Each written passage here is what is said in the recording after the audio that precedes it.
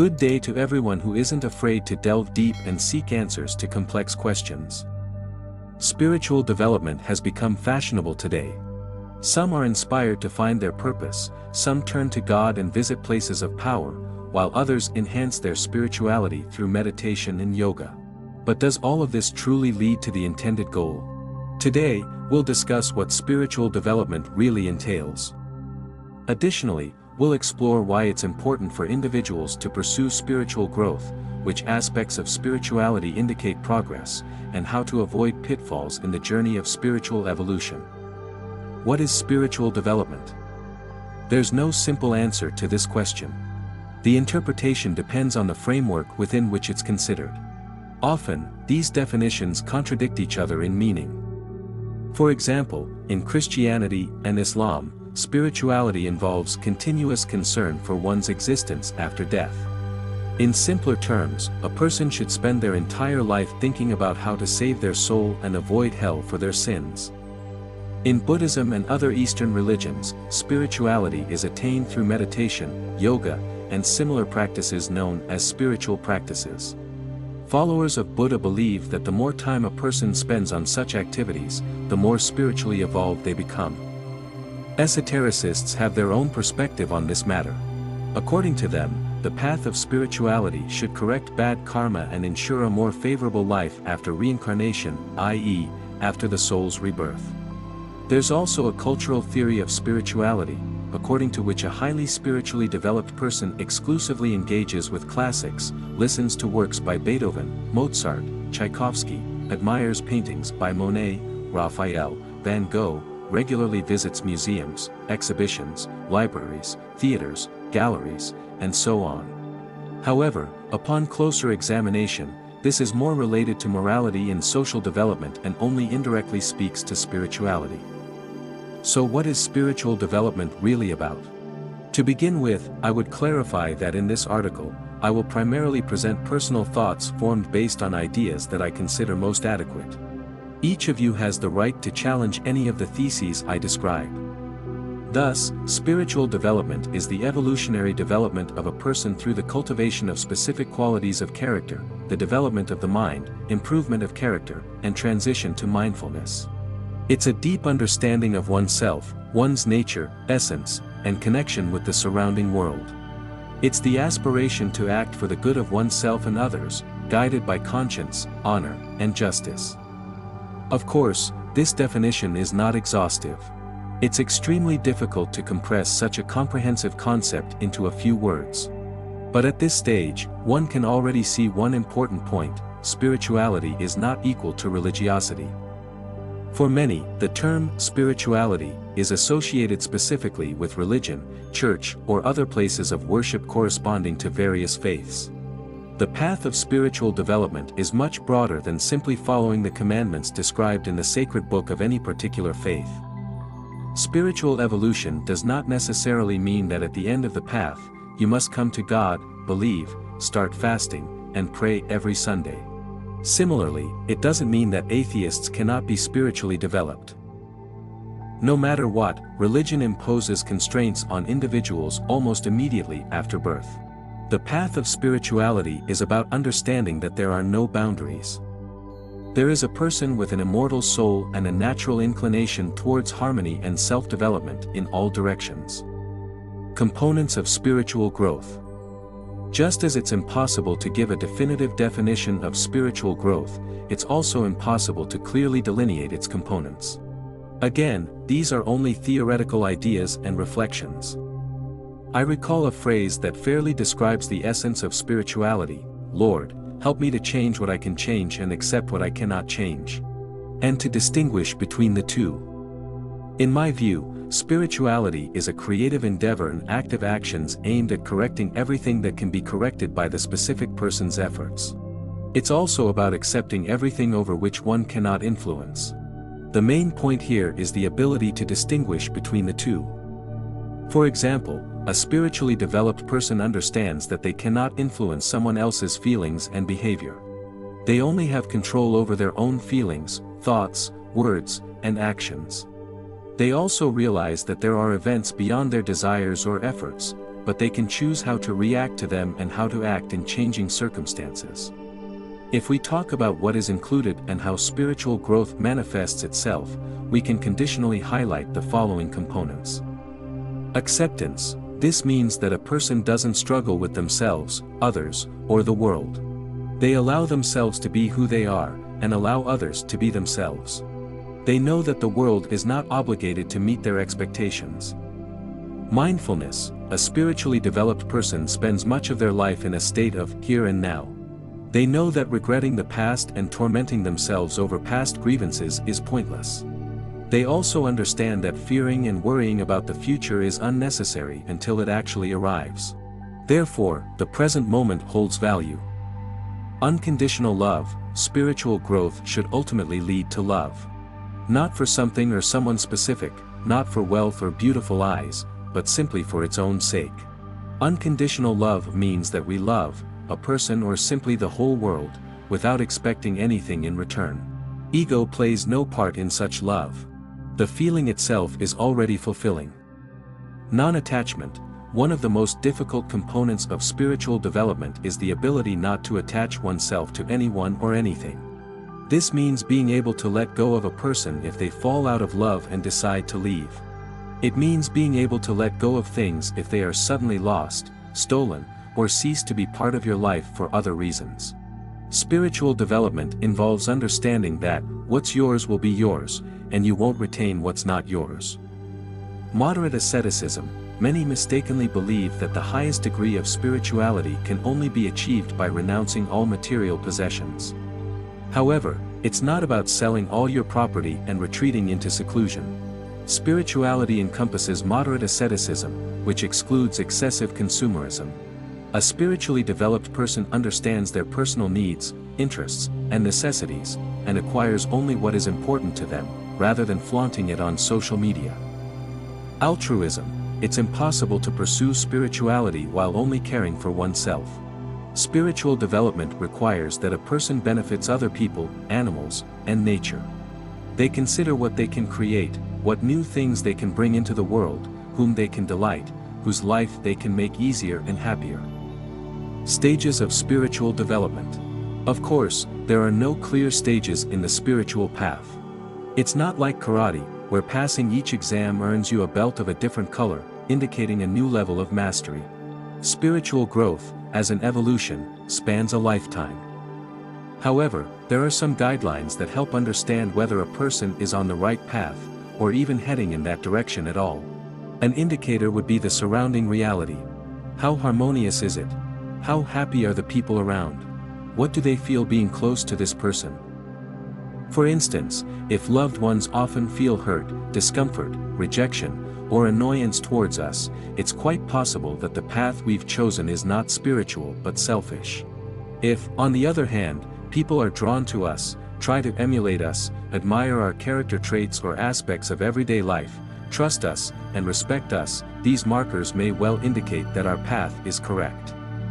Some specialists have nevertheless attempted to classify the process of spiritual development, dividing it into stages. Certainly, this gradation is very conditional, but it doesn't hurt to familiarize oneself with it. According to their view, this path consists of 5 main stages. Stage 1, Dormant. This is the initial stage of spiritual development, or rather, a preliminary stage. At this stage, a person lives under the influence of attitudes, stereotypes, and programs instilled by family and society. They dwell in illusions, believe in coincidences, and don't complicate their lives with complex questions. However, the initial level of spiritual path does not imply ignorance or foolishness. Such a person can very well be an intellectual or an academic. Stage 2, Seeker. At this stage, a person experiences an intrapersonal conflict. They begin to notice that the beliefs and attitudes instilled in them do not entirely align with their inner feelings and emotions. This duality often leads to neuroses and depressions. During this period, their familiar worldview collapses, leading to disillusionment and a desire to find the reasons, the laws that brought them to this point. Here, the person starts to intuitively sense something greater than what they are accustomed to seeing, encountering inexplicable coincidences, finding confirmation in their inner voice, intuition. Stage 3, Knower. This is the stage where conscious spiritual growth begins. Piece by piece, the person constructs their new worldview. They may be assisted by certain concepts, spiritual teachings, esoteric directions, philosophical systems of the universe's structure, and so on. The knower begins to see patterns and takes responsibility for what happens. The old worldview transforms into a flexible and broader one. Destructive beliefs fade away, relationships with others are reassessed, suppressed parts of the personality are identified, and harmony between the inner and outer self is achieved. Stage 4, Practitioner. The path of spiritual development does not stop at internal transformations and reshaping of the old worldview. Beyond that lies the practical stage, where the person starts integrating new models into their daily life, making them a part of their existence. They now guide their decisions, thoughts, words, and actions according to these models every time they make a choice. The result of such practical application may include realizing long-held dreams, finding a new occupation, a new hobby, or entirely changing the external surroundings. The person's daily life now revolves around spiritual growth. Stage 5, Enlightenment. Enlightenment represents the ultimate stage of spiritual growth, where there is an absolute understanding of the nature of things.